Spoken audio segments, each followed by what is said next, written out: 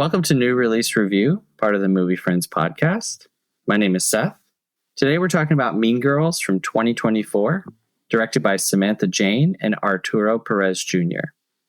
We will be talking about spoilers the whole way through, so if you haven't seen Mean Girls, or maybe Mean Girls, or maybe even the Broadway show Mean Girls, I don't know, press pause on this, go watch them, come back, and then listen.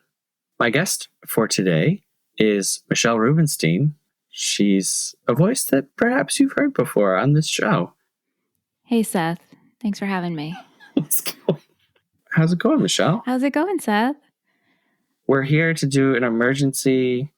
This is not a main show episode. This is my second one of the year. I know. You have already, in January, watched as many movies as you watched last year. New movies. Oh my gosh, you're right. Isn't that great? Wow. Go me. Yeah. Told you. This is the year of me. I didn't tell you that. I don't know. No, you told me now. I did.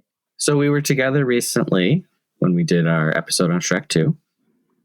And we talked about trying to squeeze in, because this is how insane we are, watching Mean Girls and then maybe recording an episode on it during that weekend. And not surprising to anyone, it didn't work out. No, that's really funny. The fact that I thought that. I was like, yeah, I could try to make and this. I was fully on board. I was like, I kept thinking like, when are we going to see Mean Girls? How is this going to fit in here? And yeah. So we're talking about Mean Girls 2024.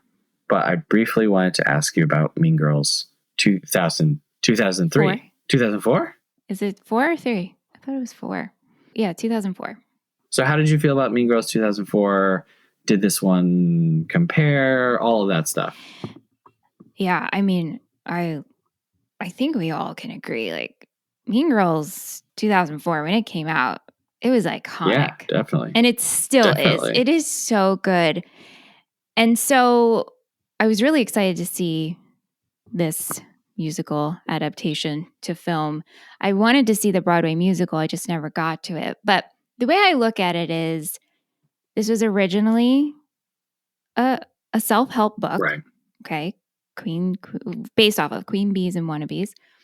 And then a screenplay was adapted from that. And then we made a movie. And then from that, we made it into a Broadway musical. And then from that, we turned it into a movie. Mm-hmm. So we're just like floating around in the Mean Girls universe. I think this was a really fun way to see it portrayed and a little update for with technology updates into it and feels relevant to today. Yeah. I can't remember who it was, but someone was talking about how they knew that they needed to update it for like current day. And I didn't have a problem. Yeah. I didn't think it took anything away from the story or the movie. No, and I think if you accept it as it's not replacing 2004. No. This is just it's a version that we're seeing of the Broadway musical now into a movie. Yeah. Even though we started it. Yeah. It's almost like a Halloween costume. It almost is. It could be anything you want on Halloween, just make it sexy. Speaking of the original film, I was very tickled to see Tim Meadows come back. Mm-hmm. Mm-hmm. Everything that he said had me rolling on the floor, and some of the lines weren't even that funny. Yeah. We also get Tina Fey back. Yep. Portraying the same character. Mm-hmm. Tina Fey looks almost exactly like she did 20 years ago. I which know. Is like it's the fountain of youth. Crazy. It's pretty crazy. And then, and not to jump straight to the end here, but my jaw was on the floor 2 minutes straight when Lindsay Lohan shows up. I squealed. I didn't know she was in this. I didn't know she was in it either. I know she went to the premiere because I listened to Busy Phillips and her podcast, and she spoke about how she got to talk to Lindsay. And I was like, oh, that's so nice. But then when she appeared doing the Mathletes comp, I was like, oh, yep. The queen herself. It was great. It was great. And it was like, it doesn't even feel like, fan service or, all those negative things that people say. It just was like, that's really cool. It's really cool. It's really cool to see her. she was like smiling a lot as she's doing the role. know. And it's just like, oh, I feel nice. Like this feels very nice. I hope she enjoyed that. Yeah. Because I very much enjoyed seeing her up there.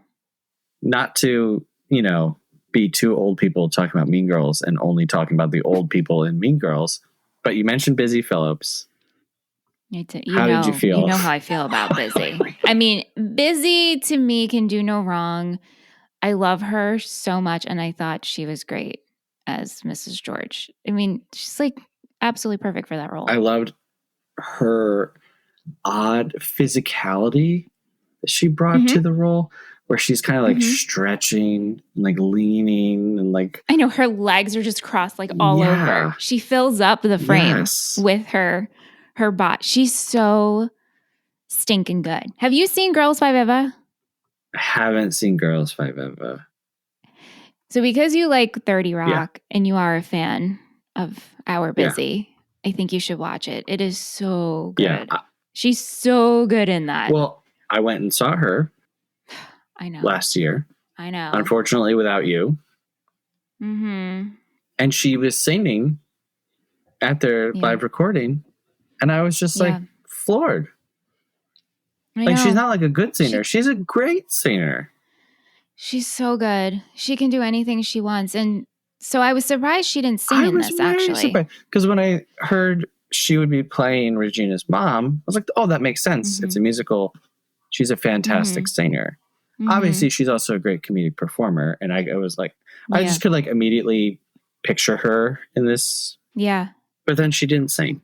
I know. And I guess like in the Broadway musical, I guess the mom doesn't sing. So, but she's really close with Tina, and Tina produces Girls Five Eva. Yeah. So that's how that all got in. But okay.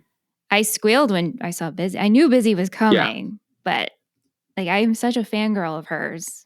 She's probably my favorite person in Hollywood. Wow. Yeah, I love Busy Phillips so much. We got to get Busy Phillips on this show. I don't know if I could handle it. You could. Come on. No, I don't think so. Really? I just want to be in the room with her and kind of like look at her and walk past her and like take her in and just be like, her outfit's amazing. Like, I love her fashion. It's okay. Okay. Yeah. But I mean, if you get her, I'll show up. Wouldn't it be crazy if I was like, and here she is? Yeah, I would. She just came in. And I feel like I've gotten pretty good now because I've talked to so many celebrities. Yeah. Celebrities. You're and like the celebrity guy. Yeah. I mean, I really don't get like caught up in it anymore, but I think Busy might send me. Okay. For those who might not have heard the story, can you quickly share with us the one celebrity that made you cry? Oh, Melinda Clarke. Yes. Julie Cooper from the OC, that experience, because she was like, we need to have you come on. Welcome to the OC, bitches. Yeah. And that truly was my goal, to be able to talk about the OC with Rachel Bilson and Melinda Clarke. That, wowza. Yeah, that made me cry. All right, well, we'll see if we can get Busy on to make you cry too. Yeah. We could talk about Kim Kelly. Oh, definitely. So for some of the younger cast, we have Anjuri Rice as Katie Heron. Caddy? That's right. Caddy, yeah. Katie Heron. How did you think she fit into this? I think she was great. I don't know if you got or felt this way, but specifically when she was singing Stupid with Love, all I could think about was like, she sounds like Regina Spektor. Oh, okay. Interesting. And so then I was like, let me listen to Far, that album that came out in 2009, which I was like obsessed with. And I was like, oh yeah, totally. These voices sound so similar to me. I'm going to go back now because I love Regina Spektor. Yeah. I mean, too. Yeah. I mean, she's like a top 5. She's great. For me, personal. But specifically with Stupid with Love, that was one of the songs that she sings. Yeah. Remind me of Regina Spektor. What do you think of her? I thought that she embodied the spirit of a homeschool person so well. Speaking from experience. I was like, yeah, that's kind of what we look like and talk like in social settings. Yeah, I believe Seth, this. you know what's funny about that? So not that I talk about you behind your back, but go for it. You do come up a lot. Okay. And we're always, and whoever I'm speaking with, we're always like, Seth is the exception to the homeschool rule. Yeah. Because you never act like what we have been, like our friends and I, when we talk about homeschool kids, and we're like, they're so fucking weird. But like, except for Seth kind of escaped this weird homeschool bubble. No offense to the homeschool kids. They're gonna come absolutely at me. not. They're not listening to this. They're not allowed to. That's true.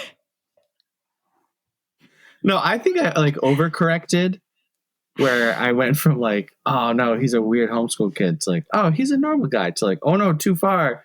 He's entered this different realm of oddness. Should not drink when you speak. Yeah. But yes, okay. So you feel like she embodied a homeschool kid. And I thought she was great. You know, Renee Rapp as Regina George. I'm completely unfamiliar with her. This is my first experience with her. Oh my gosh. Well, I know her from Sex Lives of College Girls on HBO. She's great in that.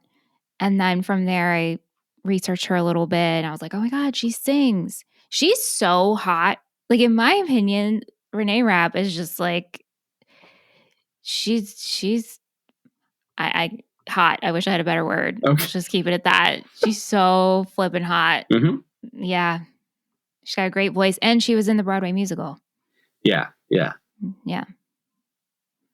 I think she's good. All of the cast, I think they're doing, they're doing pretty good. We have Auli'i Cravalho as Who's Janice. Moana? Yeah, Moana. What? Which, as mind blown. Massive Disney hater, Moana is my favorite. Really? Oh yeah, definitely. Yeah. She was great in this. I really liked the character of Janice. She was cool. She brought a lot to the table. Yarn on the face. Yeah, I love it. What a choice. I felt like I was back in high school. I was like, oh, yeah, sometimes people will do stuff like that, Yeah. Okay. She's an art kid. And then Jaquel Spivey as Damien. Great. Really, really funny. I mean, great singer too, but I think this movie loses 70% of its laugh out loud moments without him. I agree with that. Yeah. There were a couple of moments I did laugh, and I don't know, like I audibly laughed out loud. And it was when Caddy asks if you like gum. Oh yeah. And Aaron's like, yeah, I love some. And she goes, I don't actually have any.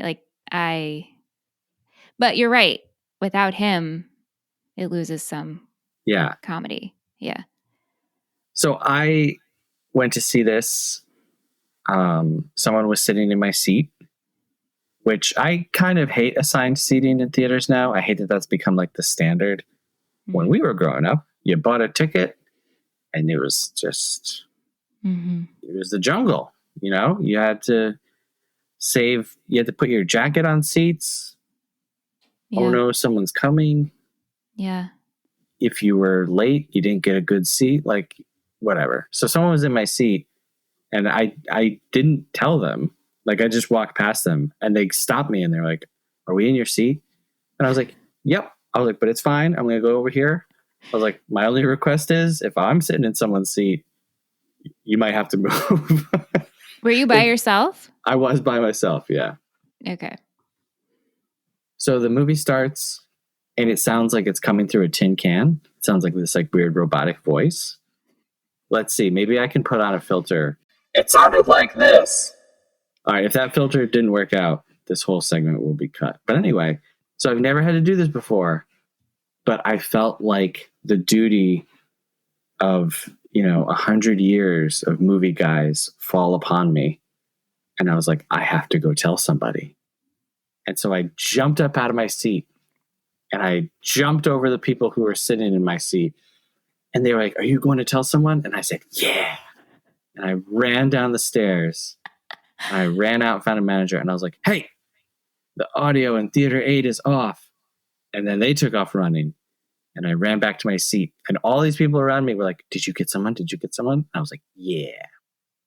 Wow, look at you being a little hero. So I missed the whole first intro song where they're like, this is a cautionary tale. Yeah, but it was sounding like a robot. Yeah, it sounded horrible. And it was weird. Everyone in the theater was just laughing. Like they just sat there and they were laughing. They accepted it. They were like, oh, they're like, this is a version. Yeah. Wow. Good for you, Seth. So filling out the rest of the plastics, we have Avantika as Karen Shetty and BB Wood as Gretchen Wieners. Mm-hmm. How did you feel about them? They were fine. Mm-hmm. They're talented. I don't want to say they're not talented. I mean, my favorite song is by Avantika. So, oh, really? Yeah. What's your favorite song? Sexy. Is that the Halloween song? Yes. So that's my favorite song too. Yeah. I mean, and that whole sequence I thought was fantastic. It was so funny and really well done. Really well done. And the way they portrayed it and great. So, but she wasn't necessarily my favorite character. No, yeah. And same thing with Gretchen too. Yeah, Gretchen gets the very, very sad song about like what's wrong with me. I know. Yeah. It's like, moly, which does get to come around as she gains like self-respect in the end. Right. But for the time being, you're like, wow, this is. Yeah. In the closet I was like, ooh, this is heavy right now. Yeah. It's like, Mean Girls 2004 it's very on the nose. It's very. And I was like, this is, they're going a little bit deeper with this one. Mm-hmm. Wow. Yeah. All right. So I want to talk about that Halloween sequence because that, I didn't love the songs so much in this one. I have been listening to the soundtrack and I've been like, okay, I kind of get it. There's this like mix of kind of like big Broadway songs with more like Dear Evan Hansen type songs, which I'm like not a big fan of that style, which it seems like a lot of Broadway shows recently are doing that. And she's just so funny in this. The movie does a lot of really long one-ers during the musical sequences. Yeah. Yeah. And like this one is crazy impressive because she's moving through the party, pointing at specific people at specific times. At one point she stumbles in her heels and keeps going. And like to perfectly timed stumbling, I was like incredible. Like, how do you do that? Yeah, I don't know. I thought it was great. And I've also been listening to the soundtrack and that song in particular, I was like, this is the best one. It's so great. Yeah, I think I also really like Revenge Party. I do like that one. Yeah, that one's pretty funny. Yeah. I'd Rather Be Me is good. I thought that final sequence was really good. Yeah. With Awali and Jenna singing that. That was good. I shed a few tears at the end of this. You did? Yeah. Why not? Wow. It's allowed. It's not against the law. I'm not saying it's not. Stupid with Love is like, I'm okay. I think it does include the line, I was filled with calculust. It's cute. And I was like, math is real. It's cute. I give them more, gold star for that, the creation of that word. Yeah. Before we keep going into the music, what did you think of Christopher Briney as Aaron Samuels? And what do you think of the original Aaron Samuels? I think the original Aaron Samuels is great. I thought this version was fine. I didn't think he was... I mean, the heart wants what the heart wants, and you can't say why someone is attracted to another person. He just didn't seem like that interesting or charismatic. Yeah, I mean, I think the original Aaron Samuels also kind of the same thing of I was never attracted to Aaron Samuels. And usually in a teen rom-com, if you will, you're usually attracted to the dude. if you are attracted to dudes, Yeah. right? And so Aaron Samuels never did it for me. Yeah.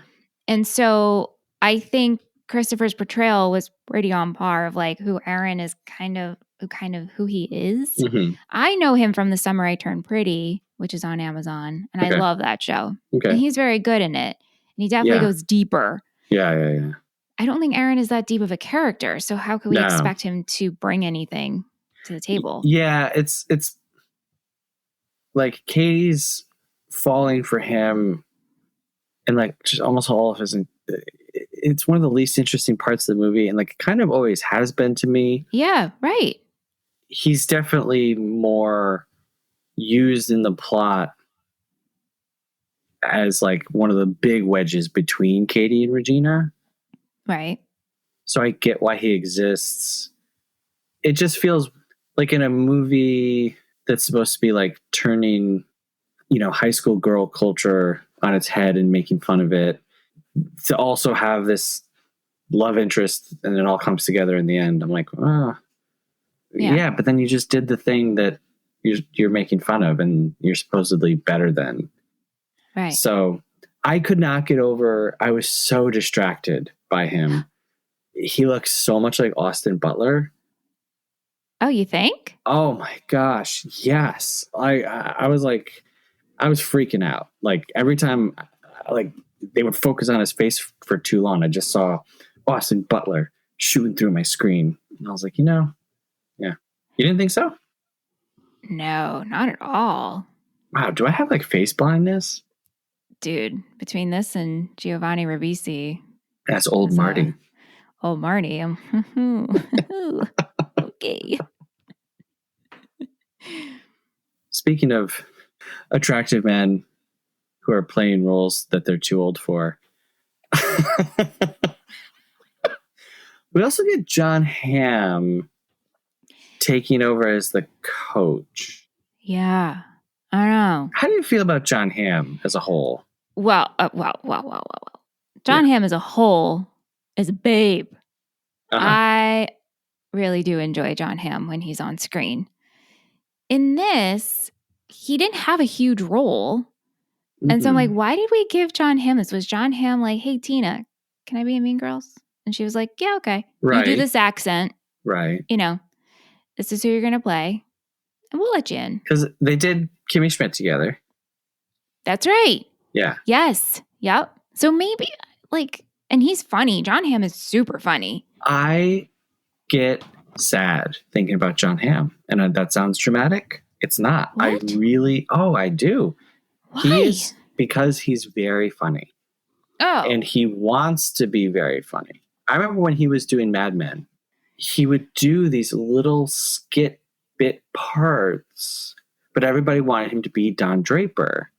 Mm-hmm. And he was Don Draper. And people at the time were saying Don Draper is one of the best written characters of all time. He's like Tony Soprano, Mm-hmm. And he was like so serious. And I feel like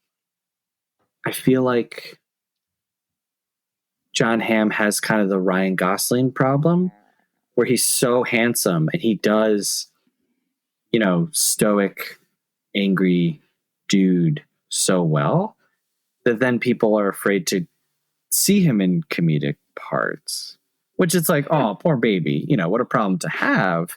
But it really does kind of make me sad to know just how much he loves comedy and how it hasn't panned out for him. Yeah. That's a good point. It's like the reverse of who was Walter White? Oh my God, I was just going to say this. Wow, we're both of us on the same thought and can't. Bryan Cranston. Right. Yeah. Starting off very right. In comedic roles, Seinfeld and then Malcolm in the Middle, Dancing in Tidy Whities. Like, to me, that's still my Bryan Cranston. Yeah. I know he's Walter White and all the other things he's done since then. And now it's like post Breaking Bad, it's not the easiest to take him as a dramatic guy. So it's yeah. So anyway, I don't want to spend 10 minutes talking about Jon Hamm's career trajectory, but it felt real forced and weird in this. Yeah, it's Coach Carr. Like all Unless the they're other, just like, hey, do you want to do this? And he's like, yeah, okay. yeah. But then like, isn't this the one where it's like, if you have sex, you will get chlamydia and die? Isn't this that movie? Yeah, I think so. So why didn't we do that? Yes, it is Coach Carr. Don't have sex. You will get pregnant and die. Right. Just don't do it. Right. Yeah, why I don't know. I don't know, maybe scenes of his were cut. Right. Yeah, because it they just weren't like singing. in the whole movie, I was like, I don't need him here at all. Yeah. And it just felt like he was being pushed in, and it was a bummer. It was a real bummer. Like it made me sad. This whole thing and again, this is where, because I couldn't help it, and I kept stopping myself. Like, do not compare it to Mean Girls. Yeah, you can do not. It's a different. While it's the same, it's very, very different. This is the musical adaptation, so I felt like some things felt more rushed because they were a musical number, were being presented differently. Yeah. You just have to treat it like a separate version. I just did an episode with our friend Anthony from the Double Feature Versus podcast on The Color Purple that came out at the end of last year. Mm-hmm. And that was a big problem that I had with that version, was a lot of the dramatic moments and talking are replaced with the songs. Yeah. And for me, like in The Color Purple, I felt like it didn't work. Here, I didn't mind it as much. Right. Yeah. Yeah. Yeah. Well, the subject matter, it's all different. There were a lot of just identical moments from Mean Girls. Yes. I could not believe how funny You Go Glen Coco still was to me. I've never been able to understand, You Go Glen Coco is kind of one of those, I think he stole that guy's wallet to me. It's just not funny. But the line delivery and the way it's done is really funny. I like that. I like their version of Fetch, where she's like, what's Fetch? And it's like, oh, it's something from a really old movie. Yeah, it was cute. Do you know, funny thing about Fetch? Aunt thought I made that up. Really? Mm-hmm. I was like, what is wrong with you? I said Fetch, and he's like, oh, isn't that something you made up? I was like, well, I can try and run with this, but no, Anthony, what is wrong with you? Nice. It is from Mean Girls, and you've seen Mean Girls. And then he's like, I don't think I've actually seen all of it. I'm like, how? That's an insult to me. That means I am doing a poor job as a partner. Wow. You got to take your movie guy partner job a little more seriously. Mm-mm. I did also shed a tear at the end when she says, when Gretchen Wieners is standing up for herself and she calls herself Fetch. And then Karen says, that's what Fetch is, or that's what Fetch means, or whatever. I like shed a little tear because I was like, oh my God, 20 years in the making, and it finally happened. That's really cute, Seth. You didn't cry at all in this? No. Oh, wow. Okay. No, I was just having fun. Okay. Like, this is real fun. I guess I was taking it seriously. I was running out of the theater. Well, you were being that to me sounds like the beginning of a musical. How did you feel about Mahi Alam as Kevin G?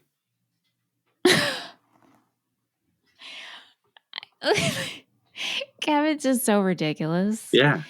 Yeah, that whole December, talent show performance. Mm-hmm. Yeah. Sorry, Mom and Dad. It was good. It was good. I like him. I think he shows up at the end without a shirt on, right? Because he rips his shirt during the... Yes. Mm-hmm. I was like, Kevin G, I feel like that would be me. I feel like I would do that. Yeah. You got Kevin G vibes. Yeah. No, that's not good. Also, Tina Fey and Tim Meadows, they're married in this one. I know. Did that shock you? Sweet? Yeah, I liked that. I felt like that was for us. I don't know if that's in the musical, but in the Broadway musical rather. But I feel like seeing those two on screen together, and then we see that little like "You Owe Me Big" and blah. I was like, okay, cool. I like that. That was a nice little update. Yeah. Yeah. Yeah. I felt like all the updates they're funny because, like you said, it's not like they're remaking Mean Girls. It's a different different thing. Right. What I don't understand is, so I've talked about this before. Everybody's talking about this. Hollywood keeps marketing movies that are musicals, not as musicals. So we had Wonka, which is a full-blown musical. I had no idea. That was a musical. Timothée Chalamet singing his heart out.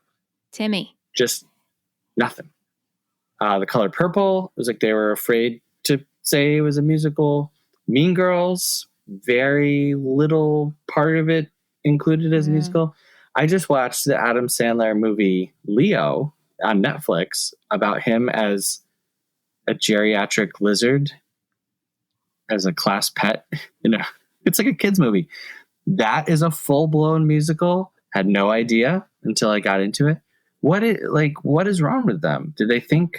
Well, I can't speak on behalf of any of them, but I knew Mean Girls was going to be a musical because I've just been following it for so long. But so many people that I spoke to had no idea this was adaptation from the Broadway musical. Right. Because in the trailers, nobody's singing. Yeah. How are they supposed to know? So I don't know what's up with that. I don't know. I just know audiences don't like being tricked. Yeah. I don't like being tricked. You always say that. That has been a running that I've clocked in my brain. Yeah. You say this all the time on our show that audiences don't like to be tricked. And I'm like, is it really that serious? Yeah. You don't want to sign up for a horror movie if you don't like I love musicals. And so when I go into a movie and I find out it's a musical, I'm like, oh, cool. But it's almost like they're afraid that no one will go to see it except for people who love musicals. It's just like a turnoff, But yeah, you don't want to lie to people and tell them it's a romantic comedy and then it's a thriller or something like that. Yeah. Okay. I see what you mean by that. Yeah. Tricked. Yeah. If you and Anthony were at a movie theater and it was like, okay, we can see 4 movies. And you say, well, I want to see a comedy. And so this movie has been marketed to you as a comedy and you go in and you're like, oh my God. Yeah. I think that's why with John Hamm and Robin Williams, and it's hard to market someone as this guy, and then you give him something different and people can sometimes reject someone playing against their type. Mm-hmm. Yeah, that's true. Yeah. It's I want to see the new Robin Williams movie. And then it's 1 hour photo and you're like, oh my God, I don't want to see the new Robin Williams movie. So this movie kind of exceeded my expectations, to be honest with you. Like I said, I wasn't fully into all of the songs, mostly just the style of the songs. But I thought the cinematography and the choreography was great. It was so good. Yeah. Really well done. And when they kept doing Wonders, I was like, wow, they're really committing to this idea and really doing it. I'm really impressed. And this is a movie that I will rewatch to see how often that happened. Because I think I didn't really clock it until a little bit into the movie. Yeah. So right. Well, how would you? Yeah, I'm curious to go back and be like, that's great, See how they did. What about you? Was this disappointing? No, it definitely was not disappointing. I think it's exactly what I expected. Mm-hmm. It'll be a little while before I rewatch it, though. Mm. Maybe I'll watch it with Aunt if it comes out. I mean, I guess I have to watch 2004 because Aunt apparently is like. I would recommend it though. If you're a fan of the Mean Girls universe, this is a fun addition. Yeah, for sure. Definitely. Yeah. And I mean, I'm complaining that they're not marketing these movies as musicals, but I'm just glad to see that we're getting musicals made. Do you think this was necessary though? Nothing's necessary, right? Nothing is necessary and we don't need it. And I'm not coming from that from a negative point of view. Was this necessary? There are very few moments in my life where I'm proud, but I think that was just one of them. What was it? Did I miss it? No, you started to say, was this necessary? And then you were like, nothing is necessary. Did I get that from you? No. I'm not proud of myself. I'm just proud to be part of that statement going out into the world because more people need to hear that. Okay. Nothing. Like when people, like that's the whole thing with like sex scene. Is this necessary? Is this necessary? All these different parts of films, or is this none of it's necessary? Well, yeah. I mean, It's so I feel like silly. also sometimes that statement has no value because nothing can be necessary. Right. Yeah. If it comes down to it, all of our money and time should go into farming, education, and sleeping, and then just repeat until we die. But thankfully, we're creative people. Okay. But do you think I guess this is for a new audience. I just hope that audience the new people who are watching it go back and watch 2004 version and they're like, oh yeah, okay, this is funny. But I think it can stand alone. There's a lot you can take from it that you can relate to. Yeah. I don't know that of all the Broadway shows that have existed that didn't get a film adaptation, this would be towards the top for me. Yeah, right. But also, sometimes movies can just be harmless fun and doesn't need to win an Oscar and a Grammy and be all that important. And for me, as a big lover of the original Mean Girls, this was not offensive to me. I didn't feel like, everyone is always complaining that things are being, the politics of things are being updated for a current audience, or they're making casting choices to fit in or to win brownie. Nothing. I didn't feel any of that. I think you'd have to kind of go out of your way to be angry at this movie. It was just fun. It was just that. Well, that's what I said. Like, I didn't cry. Yeah, I did. There was, okay, so Megan Thee Stallion. Yeah. She did like a face to camera, like part in the movie. Did she? And she goes like, she says something along the lines of like, throwback to that Y2K fire crotch. And so this was in the zeitgeist of like pop culture news, right? And Lindsay Lohan's dad was like extremely offended by that because that is like a slam towards Lindsay Lohan and someone that she, I guess, was involved with, and she also apparently did not like that joke. Oh no! Yeah, I was completely unaware of that. I didn't even know that was. I remember that line. I didn't know that was Megan Thee Stallion. Yeah. Megan Thee Stallion. Megan Thee Stallion. Yeah, who also has a song with Renee Rapp. Oh. Anyway. Wow. Yeah, I was in the whole. I know. I did like all of the phone stuff. I thought that was pretty funny. That was so fitting for today. That was really, really, really good. Yeah. Yeah. That was maybe John Hamm's funniest part when he's commenting on the dance and he's like, she should be lifting. Yeah, that was really good. Is this a soundtrack you'll revisit post this episode? Because I don't think I'm gonna like be jamming to this. Although I might, Sexy might make it on to some playlists I make. Well, just because it's Halloween themed. Yeah. Halloween's my favorite. I might pick a song or two to go on a playlist. Like Revenge Party, I do really like that song. Yeah. But no, probably not. I look forward to watching this movie again. I think is my biggest takeaway from it. So nice. Yeah. So Michelle, where can people find you online? Oh, come on. Don't do this to me. I wasn't prepared. I hate this question. I sweat. I stumble over my words. You have a whole podcast network, right? Yep. Totally Betty Podcast Network. Come join us. We're recapping every episode spoiler free of Pretty Little Liars, which, Seth, you're coming on next month. Oh. I better put it in your calendar. That's right. Oh, I'm excited. Yeah. Yeah, it's getting good. We're in the middle of season 2. Things are heating up. I've never seen the series before, so I make predictions. Yep. If you're into Pretty Little Liars, please check us out. We are liars. Yes. If you like Mean Girls, there's a chance you might like Pretty Little Liars. There absolutely you'll like Pretty Little Liars. If you like Mean Girls. And if you like this show, there's a chance that you'll like Michelle on her other shows. So check them out. 50-50 shot. Yeah.